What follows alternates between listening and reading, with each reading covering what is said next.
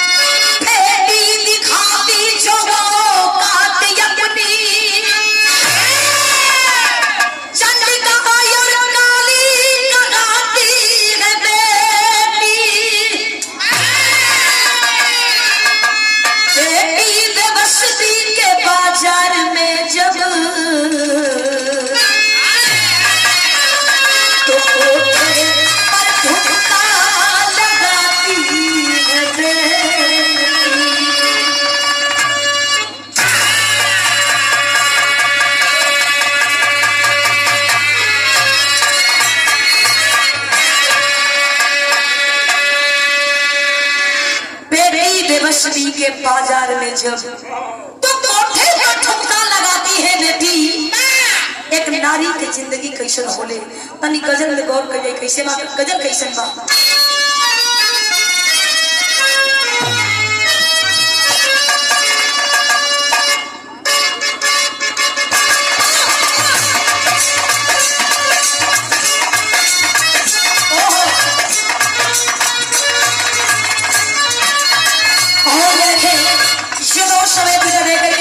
सम्मानित किया गई मृत्युंजय साहनी जी पुत्र श्री राम साहनी निशाद परिवार की ओर से ये सम्मानित किया गया। चरणों में कोटि कोटि नमन। आप हुजूर बनकर नमस्ते प्रणाम था। इस नई गजल का कोनो प्रेमी प्रेमिका का बीच का बात पाई कैसे बात कर।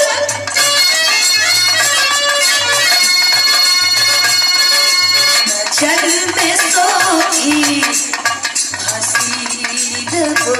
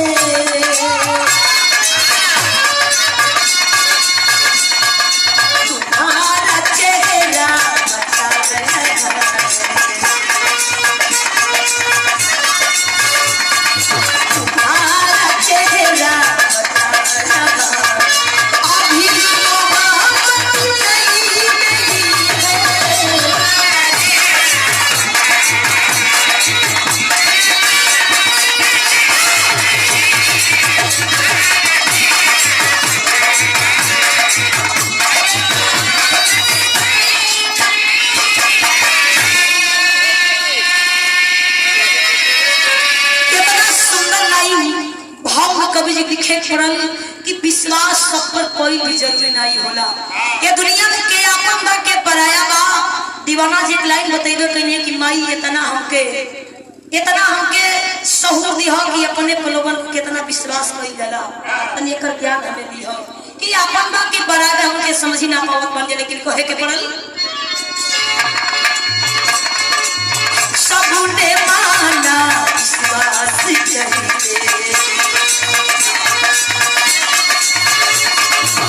सबने माना विश्वास करिए, ओ तो हकीकत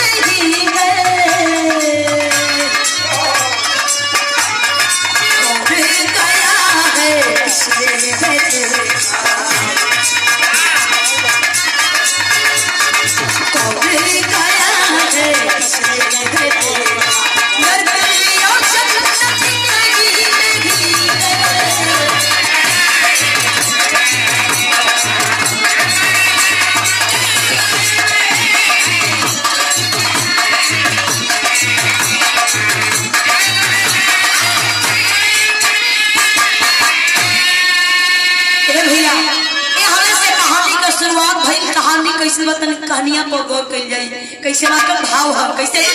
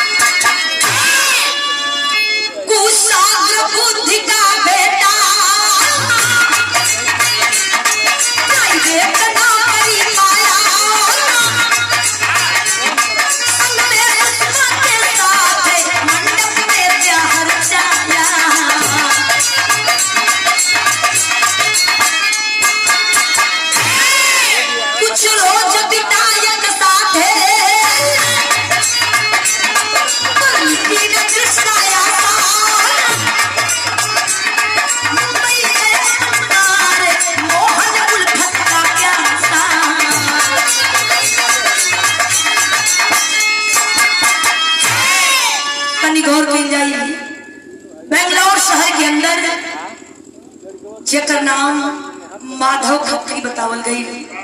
माधव खत्री अपने परिवार अपनी पत्नी जेकर नाम मालती बतावल गई, अपनी पत्नी मालती के साथ अपन जिंदगी व्यतीत कर रहलन। एक ही बेटवा रहे जेकर नाम मोहन बतावल गई। वही बेंगलोर शहर के अंदर एक प्राइवेट कंपनी में काम करत रहलन। माई बाबू कहलन कि अपने बेटवा मोहन के बियाह कर दी जा, घर में नहीं आ जाई तो हम लोग का दो रोटी समय से मिले लागी। मोहन का बियाह भइल, जौना दुल्हन के नाम सुषमा बतावल गई है। सुषमा घर के अंदर आइए खुशी खुशी अपन जिंदगी में व्यतीत करत बा। अब 15 दिन सदिया के भइल हो भैया, अब 15 दिन मात्र बीतल रहे। जौना कंपनी में मोहन काम करत रहलन उहे कंपनी 1 महीना खातिर मुंबई भेज देलस। जब मुंबई जाए की तैयारी कइलन हा दुल्हन रोवे लागल। कलश कमन के नसीब कैसन बाकी आप प्रदेश जात बानी हमें छोड़ के। मोहन गन करे पगली 1 महीना के बाद बा घरे आ जाई। बारे मोहन मुंबई गइलन हा। जौन 1 महीना के काम रहे पढ़े लिखे बड़ा के तर्रा कर रहलन। 1 महीना के जौन काम रहे ओके 15 दिन में कह के खत्म कर देलन। बचल कितना दिन? 15 दिन बच गई। अब राती के मोहन अपने दुल्हन के लगे फोन कइलन हा, आई अपन बात बताओ तो का मास्टर गीत लागल, गीत कवन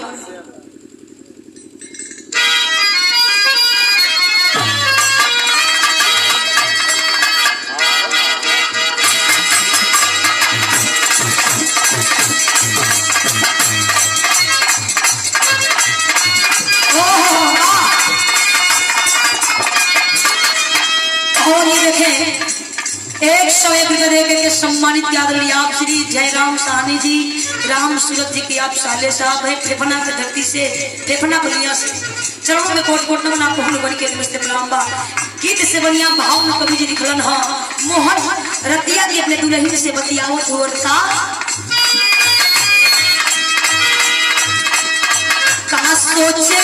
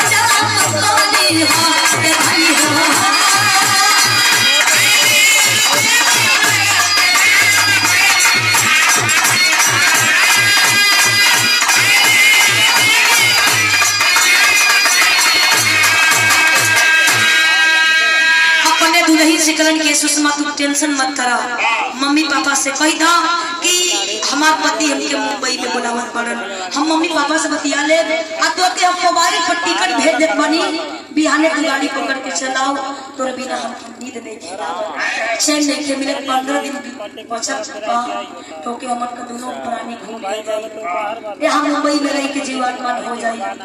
राती के अपनी बहन के पास टिकट भेज देलन हो, रात को सुषमा की नींद नहीं है मालिक ऐसा पति मालिक सोच के दिया। सुषमा रतिया के सोचे लागल कितने पति के पास जाई अपन खुशी खुशी अपन जिंदगी हम बिताई।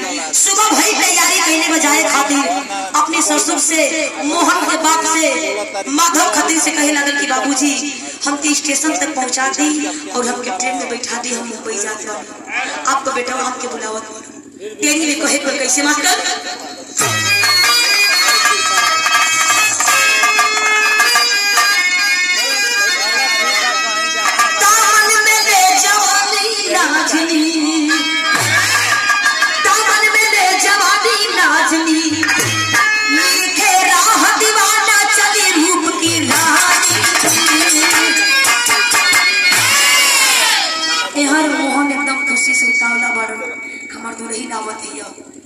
सुषमा अपने परिवार के लोगों से बात करके अपने ससुर के संग स्टेशन पर गई, इंतजार फिर गाड़ी आई, जाके गाड़ी में बैठ गई, जो ना गाड़ी के टिकट आई रहे मोबाइल पर जाके गाड़ी में बैठ गई, अपने सीट पर जाके बैठल।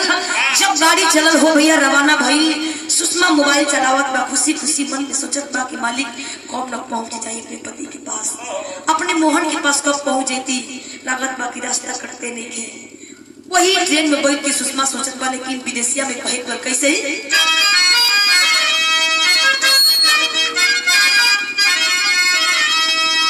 सोचली सुषमा सयानी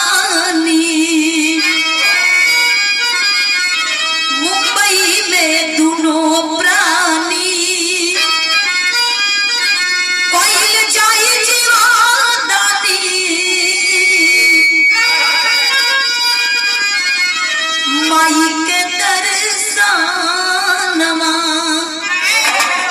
कलश के पहले मुंबई पहुंचब से पहला दर्शन जाई जीवदानी माई के अपने पति के संग दर्शन करे।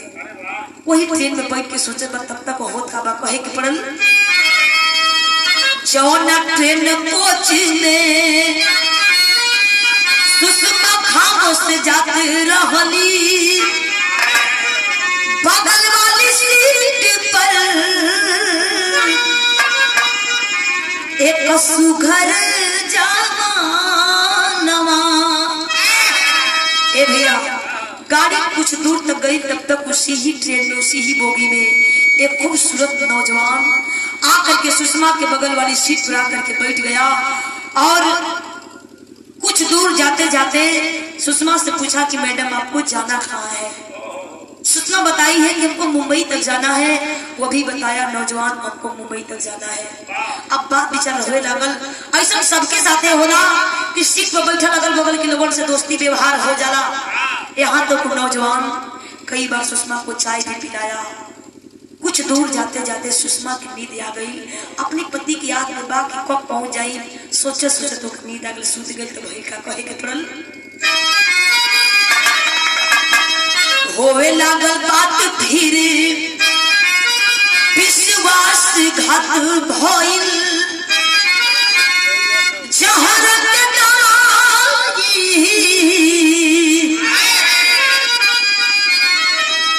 सुखाया बेईमानवा।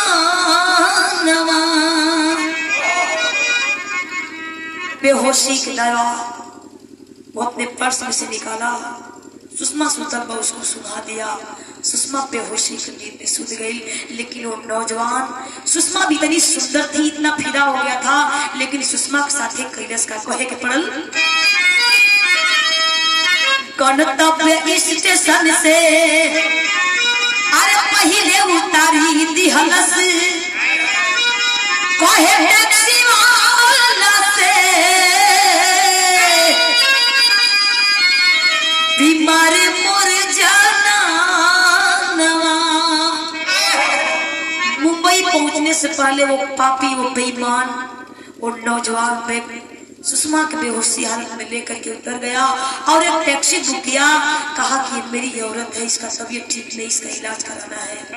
टैक्सी बुक कैलस, टैक्सी में सुषमा के लेटा दिलस और सुषमा के सिर अपने जांघ पर रख लेलस कि देखे वाले की नजर में यह लगी कि मर्द मेहरारू होवन। सुषमा के पर्स में से उसका मोबाइल निकाल करके सीम तोड़ कर फेंक दिया। ये भैया सुषमा के कुछ नहीं के पता।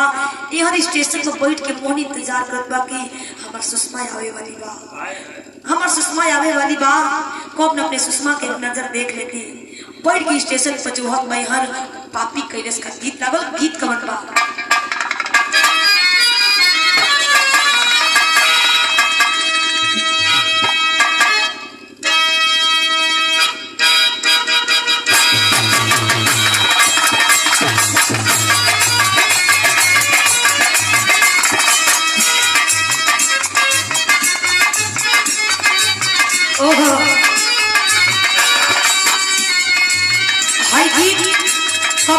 नहीं अपने विधान के पार्थी बनी जाए। गीत कबो मिठाई के जैसे ही रही।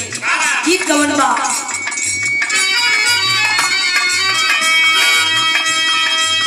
सेठ चढ़ते डरे लागे मुड़ी गोइया।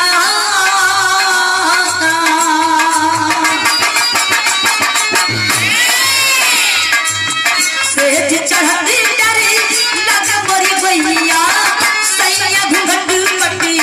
भोले हो राजा घुमट पति भोले।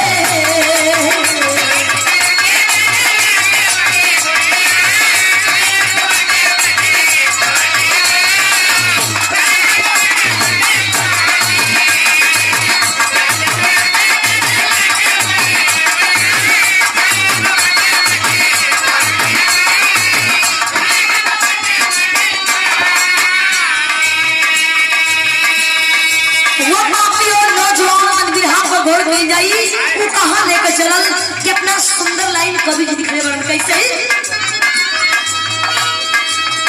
आज के चंगुल में फसली चिड़ैया।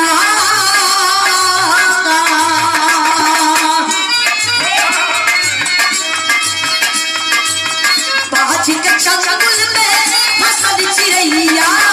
कैया के सहिया के आते हो,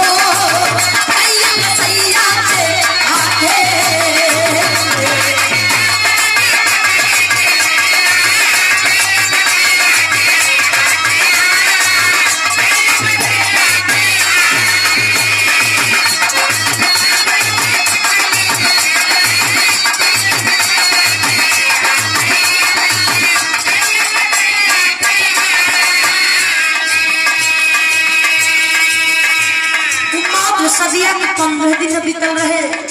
सुषमा के लेके चल कहा गौर कर जाए कैसे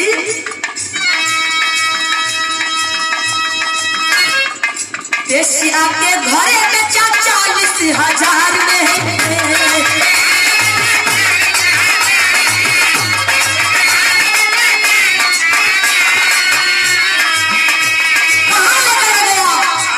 कोठे पर गोदी में उठौलस। सुषमा बेहोश ना और टैक्सी में से गोदी में उतार के लेके कोठा पे गई। वो कोठे की मालकिन जेकर नाम चंपा बतावल गई। चंपा पाक एकदम धन्य हो गई। अरे वाह इतनी खूबसूरत लड़की ऐसा तो हम रोज खोजिला। बहुत कैसे सुषमा को लगाई चंपा देह के व्यापार में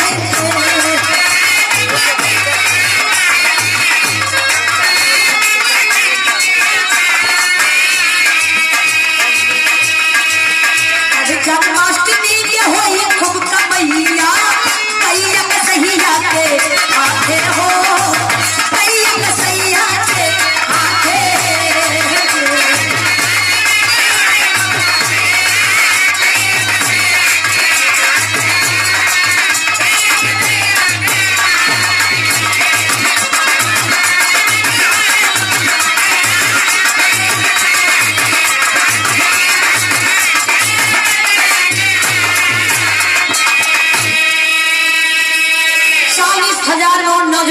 चंपा के हाथ बेच दिया सुषमा को और वहां से रवाना हो गया निकल गया। कुछ देर बितला के बाद भैया जब सुषमा के होश आई अचानक उठ के बैठल और चारों तरफ नजर दुड़ावत बा। हम ट्रेन में रही है ना हम एजा कैसे आ गई एकदम निहार बा सबके निहार बा। बगल में चंपा कोठी की मालकिन बैठी है। कलश की माँ मैं कहाँ आई हूँ? मैं तो ट्रेन में थी अपने पति से मिलने जा रही थी माँ। ये कौन सा जगह है? वो चंपा भाई हंसते हुए बोलती है कि तुम्हें नहीं पता है तुम कहाँ आई हो? माँ मुझे जाने दे ये जगह कौन सा है? मेरा मोबाइल भी नहीं है माँ अपना फोन दे मैं बात करूंगी। मैं कहाँ उतर गई हमको नहीं पता है माँ और मैं कैसे आया गई हमको ये भी नहीं मालूम है। लड़की रो मत हाथ मुँह धो ले खाना खा ले। कहती माँ तुम मोबाइल दे दे मैं बात करूंगी मैं अपने पति से बात करूंगी। वो चंपा भाई आवाज देती है ये कोठा है कान खोलकर सुन ले ये कोठा है। ये कोठा पर आता है तो कोई दोबारा जाता नहीं है। पैरवा पकड़स गनगन गनगन लागल कांपे कलश की माँ मुझे कोठे पर कौन लाया मुझे नहीं पता है। समझ गई सुषमा कोई नौजवान हो सकता है मुझे कोठे पर लाया होगा। और कलश माँ वो नौजवान उसको मैं नहीं जानती तुम्हारे हाथ मुझे बेच दिया। कितना में बेचा है नहीं पता। जितना तुमको पैसा चाहिए मैं दे दूंगी माँ लेकिन एक बार मुझसे बात करवा दे मेरे पति से बात करा दे माँ। वो चंपा भाई हंसती है आवाज देती है कि रो मत हाथ मुँह धो ले खाना खा ले और सुन ले कल बहुत बड़ा त्योहार है कृष्ण जन्माष्टमी और ऐसे तैयार होना। इस कोठे पर कल इस कोठे पर बहुत बड़ा ग्राहक आने वाला है तुम्हें पा करके मुझे मालो माल कर देगा। गनगन गनगन सुषमा कापत पैरवा पकड़ के लेकिन वो चंपा बाई कहत में कैसे गीत लागल कैसे गीत बा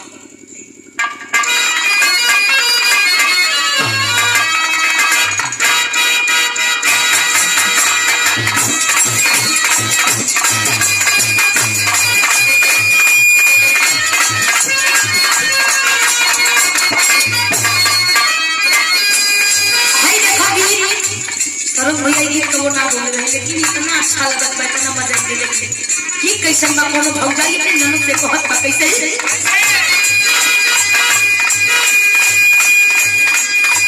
औरी में गसली दिया नदिया हो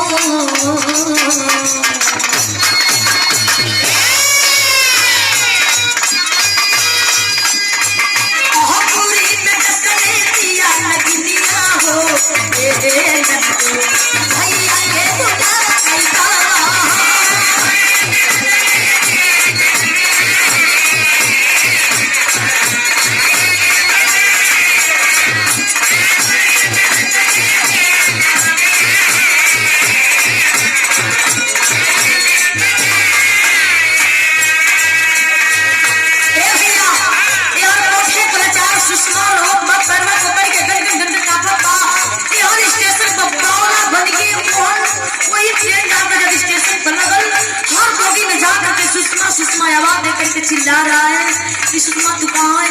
बीमारी भी चीज ऑफ है। परेशान हो गया मोहन, जब सुषमा के पता नहीं लगल हो भैया एकदम मोहन स्टेशन पर मन मार के बैठल बा कि कुछ देर तक इंतजार करी, अगर सुषमा कहीं उतर गई हुई आई ऐसा जरूर आई, पढ़ल लिखल बा हमार सुषमा में सब धोखा नहीं कर सकेले। लेकिन कोठे पर वो चंपा बाई कहती है क्या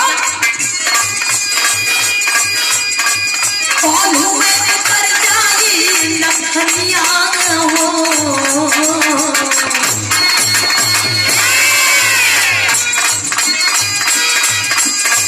कौन हुए उतर जाई लखनिया हो, रोवा पति खाइला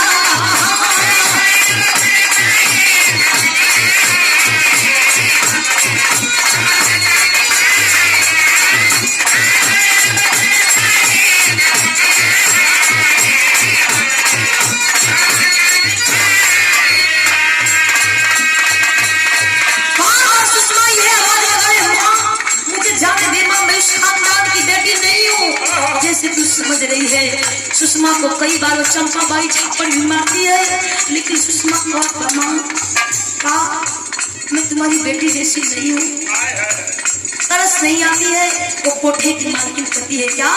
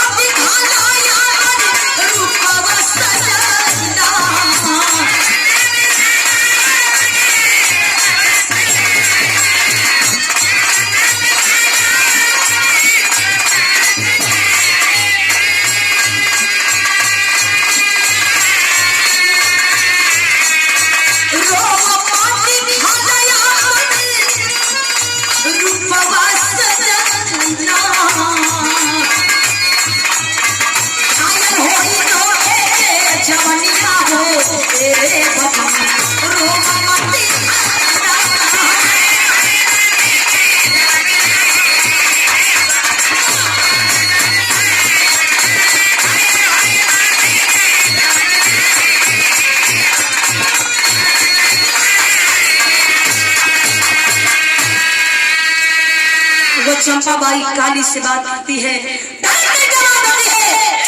तुम्हें नहीं खाना खाना है मत खा, लेकिन तैयार हो जा। सुषमा के हाथ में इतना गंदा इतना अश्लील कपड़ा ला करके देती है। वो चंपा बाई पहनने के लिए सुषमा लेके कपड़ा एकदम शर्म से दी गई, रोवत बा गनगन गनगन का पतबा रोवत बा कलश का हो मालिक आप तो दुनिया के दाता बानी, कल है इतना बड़ा त्योहार बा, भगवान कृष्ण कन्हैया जी का इतना बड़ा त्योहार बा का जो ना समय द्रौपदी के लाज बचा देना, तो का एक बहन एक बेटी एक औरत की इज्जत चल जाई कोठे पर। वही कोने में आचार सुषमा बैठ के रोवत बा। आखिर दिन भइल सुबह भइल बा, जयकारा होत बा कृष्ण जन्माष्टमी के दिन, कोई जयकारा लगावत बा, कोई भजन गावत बा, कोई पूजन बा, लेकिन कोठे पर सुषमा लाचार कहे लगल मालिक अब हम केकर शिकार बानी, अब कोठे पर रोला कलावा अब कर सखीले। सुषमा रोवत बा कहत बा कैसे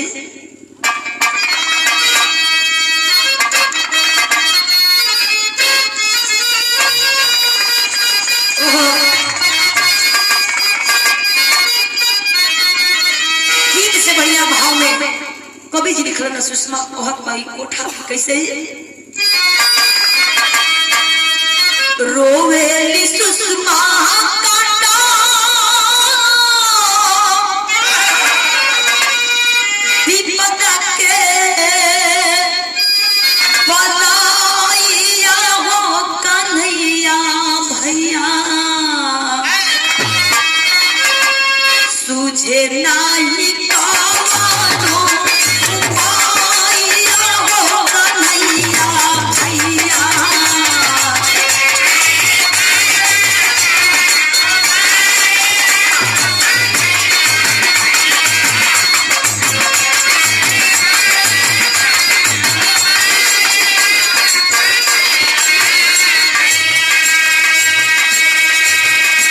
द्रौपदी बगिनिया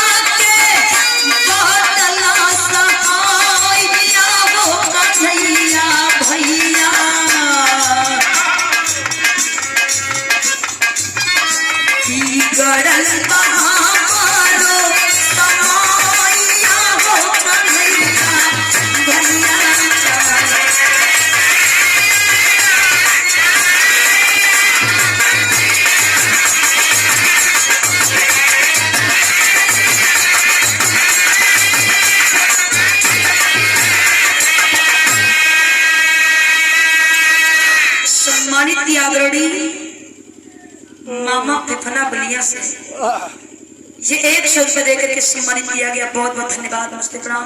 आप फूल बन के नमस्ते प्रणाम बा। ए भैया ए हर मोहन जोहर जब परेशान हो गई, गया थाने पर जा करके दरोगा साहब से कहा कि साहब हमारी पत्नी का नाम सुषमा, वो हमसे मिलने मुंबई आ रही थी, उसका मोबाइल भी स्विच ऑफ बता रहा है, न जाने कहाँ उतर गई, अभी तक हमसे मिली नहीं साहब। साहब आवाज दिए, हो सकता है उसका मोबाइल चार्ज न हो या कहीं दूसरे स्टेशन पर उतर गई होगी, अगर कोई जानकारी मिलेगी तो हम तुमको फोन कर देंगे। और माता जी जो इस दुनिया में नहीं है, आप उनके नाती आदरणीय बलवंत निषाद जी ये 200 रुपए देकर के सम्मानित किए। चरणों में कोटि कोटि नमन। आपको बन के नमस्ते प्रणाम बा। मोहन के समझा के लोग भेजल, रूम पे गया, कहाँ चैन मिले, घर भी फोन करके बता देला मोहन, सब कोई परेशान, लेकिन कोठे पर सुषमा लाचार गया कि अब के कर शिकार बने। पापड़ से कहे पर कैसे मास्टर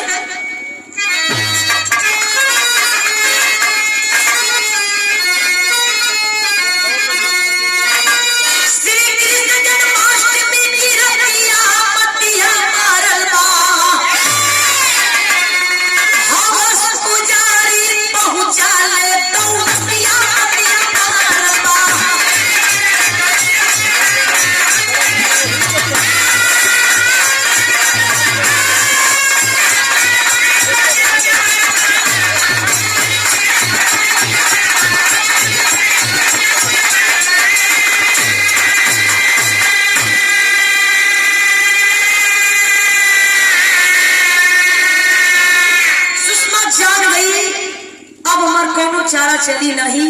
ए भैया कृष्ण जन्माष्टमी के पूरा दिन बीतल, रात भई, वही रात में उसी कोठे पर इतना अमीर आदमी सूट बूट में आया, चरपहिया गाड़ी से आया और कोठे की तरफ गया, पैसा लेकर के कोठे पर गया। जितना पैसा देना था उस कोठे की मालकिन चंपा बाई को दे दिया और वो कोठे की मालकिन सुषमा के रूम की तरफ इशारा कर देगा।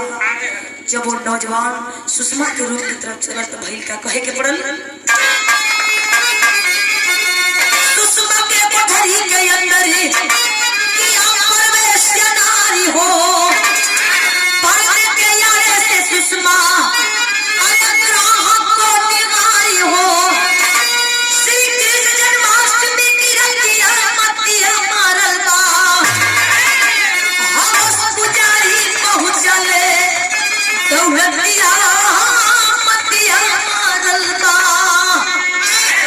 सुषमा जब अपने रूम में बा हो भैया, घूंघट में बा और पर्दे के आड़े से निहार के अपने रूम के अंदर चल गई। फर्श के नीचे कोने में बैठ के रोवत बा। और नौजवान जब सुषमा के रूम में गया, अंदर से दरवाजा बंद कर लिया और सुषमा के हाथ पकड़ा, कहा कि रानी तुम नीचे बैठी है, आज की रात बिताने के लिए तुम्हारे साथ में बहुत रुपया दिया हूँ, बहुत पैसा दिया हूँ। सुषमा पैरवा पकड़लस और रोवत बा, अखिया लाल लाल बाहू भैया, घूंघट में बाप पैरवा पकड़ के एक बात बाधा के लाइन में कैसे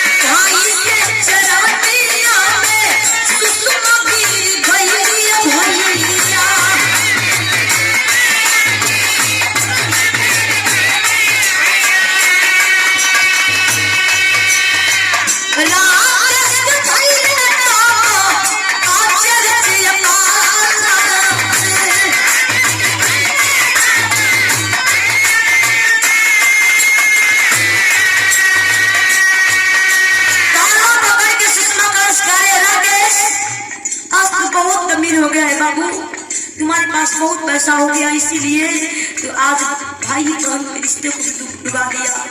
राकेश तू नहीं पहचानता है। जब आवाज सुना अवाक हो गया राकेश। इस कोठे पर मैं पहली बार आया हूँ और इस लड़की से पहली बार मिला हूँ और ये लड़की मेरा नाम जानती है। आवाज दिया कि तुम कौन हो? घूंघट दौलत सुषमा।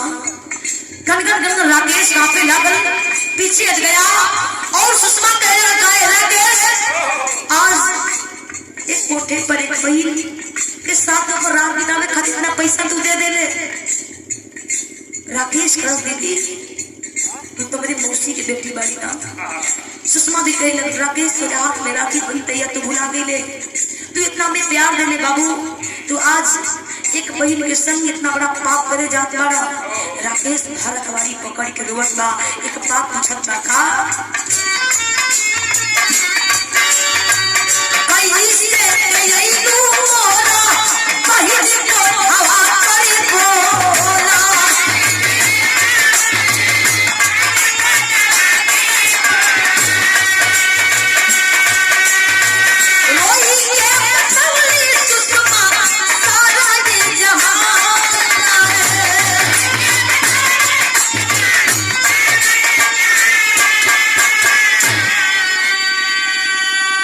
सारी बात रो के बतौलस के बाबू हम तक जाते रहने मुंबई पर जीजा से मिले पर जीजा टिकट भेज रहे बाबू और एक नौजवान मुझे ला करके कोठे पर बेच दिया। मेरा मोबाइल भी नहीं पता है मेरा मोबाइल कहाँ है। राकेश पकड़ के सुषमा के रोवत बा दोनों भाई बहन गले में लग के रोवत बड़न। राकेश सुषमा के मुंह पर हाथ लगाया कहा कि दीदी अब रो मत अगर आवाज हम दोनों की बाहर जाएगी तो लोग कोठे के लोग जान जाएंगे दोनों भाई बहन है कोई की पता लगने नहीं चाहिए। दीदी हम तुम्हारे भाई हैं और तू हमारी बहन बड़ी मत कोई जान पाए दीदी नहीं तो कोठा से बाहर नहीं जा पावल जाए। जब राकेश जाए लागत तो सुषमा कलश के बाबू जात बड़ा लेकिन एक बार अपने जीजा से बात करा के जा। तुरंत राकेश मोबाइल निकाला और सुषमा फोन लगूलस अपने पति मोहन के पास। एक ही बार खाली सुषमा हेलो बोलस वो मोहन आवाज को पहचान गया रोने लगा कहा क्या रे सुषमा तू मेरे प्यार को भूल गई तू मेरे साथ इतना बड़ा धोखा की। अगर तुमको कहीं और जाना था तो मेरे साथ शादी नहीं की होती। सुषमा रोत करवाला के अलावा मुंह में से वजह लिखे निकलत। राकेश फोन लेकर धीरे से कहत बा कि जीजा हम सारी बात बताई हम कहाँ बानी जा कैसे बानी जा फोन रख दिया। और जब राकेश बाहर निकले लागल सुषमा हाथ जोड़ के कहे लगल बाबू हमके जल्दी से कोठे से बाहर निकाल दिया नहीं तो हम मर जाए बाबू। राकेश भाग के गई मोहन के पास। मोहन राकेश के लेके गलत थाने पर दरोगा जी अपने दल बल के साथ कोई कोठा पर जब छापा पड़ल लोगन का मेला लागल बा भीड़ लागल बा। मोहन भी खड़ा बड़न राकेश भी खड़ा बड़न साहब भी खड़ा बड़न। सुषमा सीढ़ी से उतरते दौड़ भागल आवत बा दौड़ के जाके मोहन के भात अखबारी पकड़ के रोके कलश की अब 1 मिनट जा रुकी मत हमके लेके कहीं चली नहीं तो फिर फंस जाएंगे।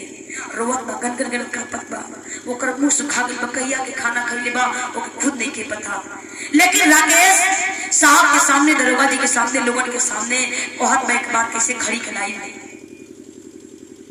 और ये देखें एक समय में देकर के सम्मानित आदरणीय श्री राम सूरत निषाद दी माता जी स्वर्गीय माता दी के सम्मान में सम्मानित किया गया। माता जी की आत्मा जहाँ कहीं भी हो माता जी की आत्मा को शांति मिले।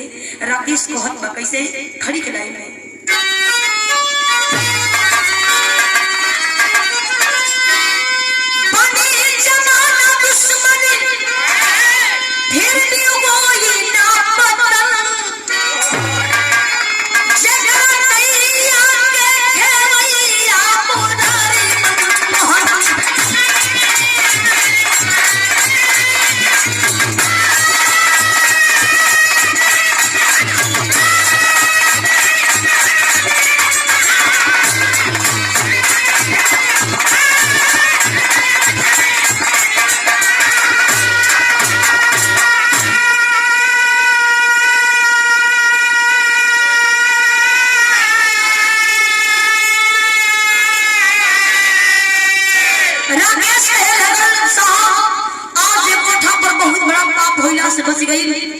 हम बहुत बड़ा पाप करे जाते नहीं हो साहब। लेकिन सुषमा कलश की लाही रे बाबू अगर एक कोठा पे आज तू नहीं आई होता तो तुम्हारी अलावा कोई दूसर जरूर आई हुई।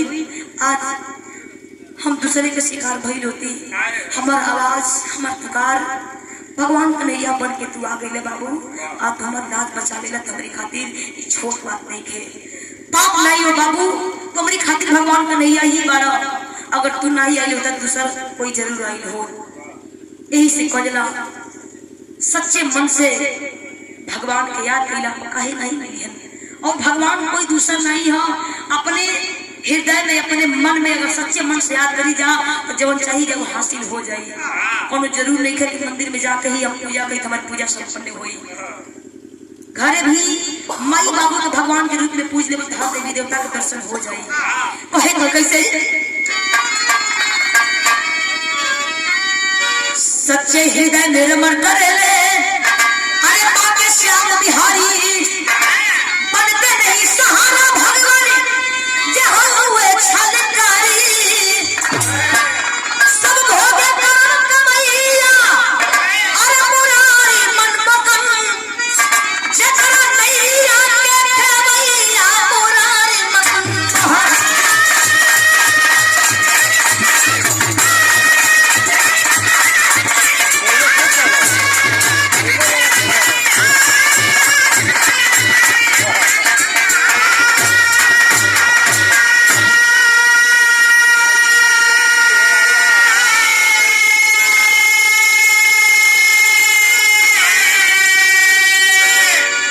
ऐसा लोग धरती पर बढ़ बाके करीब का कोई विश्वास करे के कोई आपन कहे।